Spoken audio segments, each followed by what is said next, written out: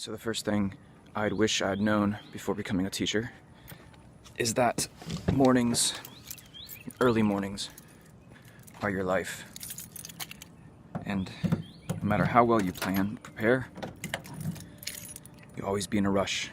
See, that's the sky back there, and the sun's not in it. So you gotta get up early and get a jump on your day.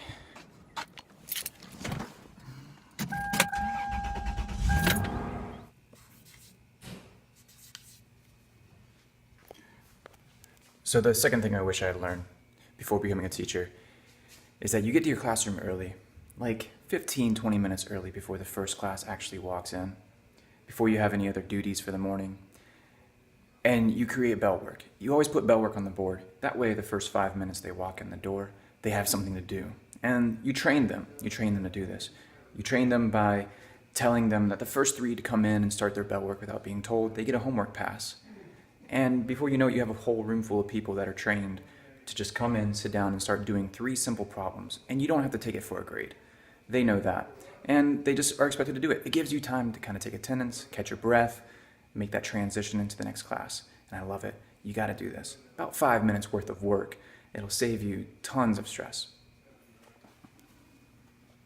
So the next thing I wish I knew before becoming a teacher is you need to have a plan. Because you're about to walk into a room, or you're about to be joined in a room with anywhere between 15 to 25, sometimes even more depending on the school. Middle schoolers of varying ages and learning capacities, baggage, emotional problems, everything else you can imagine. And so you need to have a plan. There's a saying in the military that goes that no imperfect plan survives contact with the enemy. And so I would say that no imperfect plan survives contact with a room full of middle schoolers. It just doesn't happen. You need to have a plan. And here's the thing. Sometimes your plan just goes out the window. There's that fire drill you forgot was happening. There's a fight in the hallway. A myriad of reasons. But you need to have a plan, and you need to have very good plans. And that takes time. So you got to be willing to sacrifice a little bit of your weekend to make a plan. But it's well worth it, because your day will go so much better with a plan. The fourth thing I wish I knew is to remember to ask questions of teachers who've been doing it longer than I have and have way more experience, like Miss Carson here. Say hi, Miss Carson. Hi. How long have you been teaching? Started in 1972. I can't do the math, it's too early on that. All right, thank you. So in addition to asking teachers who have been doing it for many more years than yourself, kind of picking their brains about different ideas, classroom management strategies. As much as you want to lean on them for understanding and not reinventing the wheel, you also want to try your best to avoid the negativity that some teachers have. Some teachers who have been teaching for many years, they kind of fall into a slump of kind of not enjoying their jobs and kind of have a negative aura about themselves. And you just want to avoid that and stay positive, have a positive mental attitude, and just focus on the students and what really matters the most. And the students will really appreciate the fact that you love your job, and they will pay you back for that. And so I've once heard that the lowest form of obedience is obedience motivated by fear, and the highest form of obedience is obedience motivated by love. If your students love you, they'll respect you, they'll obey you, and you'll all have a good time. But if they just fear you, they'll still obey you and they'll still respect you, but the learning environment isn't going to be as engaging and as enjoyable for everyone involved. And you'll end up just hating your job and being a really negative pessimist that other teachers will want to avoid. All right, guys, let's go on to number 5.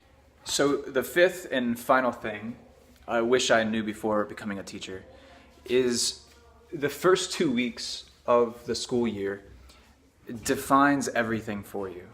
So start off the first couple of weeks being strict.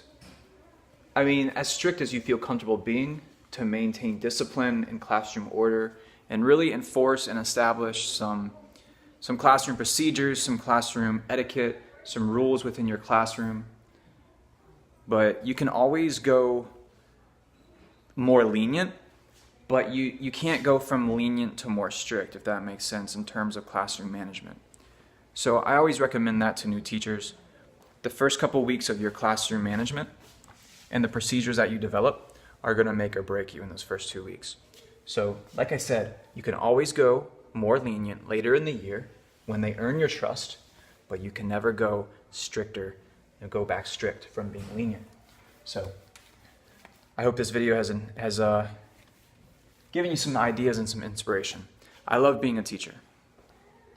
It is by far one of the most rewarding jobs I believe that anybody could ever have. But I think that you have to have a certain personality for it, and you have to have a certain DNA that enables you to put up with drama and also balance tons of different things at the same time. But it's a lot of fun. And it's very, very enriching and rewarding. And if you think that you're going to be a teacher, if you need advice, if you have any questions, definitely write me below, put it in the comment section down here. And stay tuned, guys, if you want to hit the subscribe button or the thumbs up if you like this video. I'd really appreciate it. With that, I'm going home to get a nap.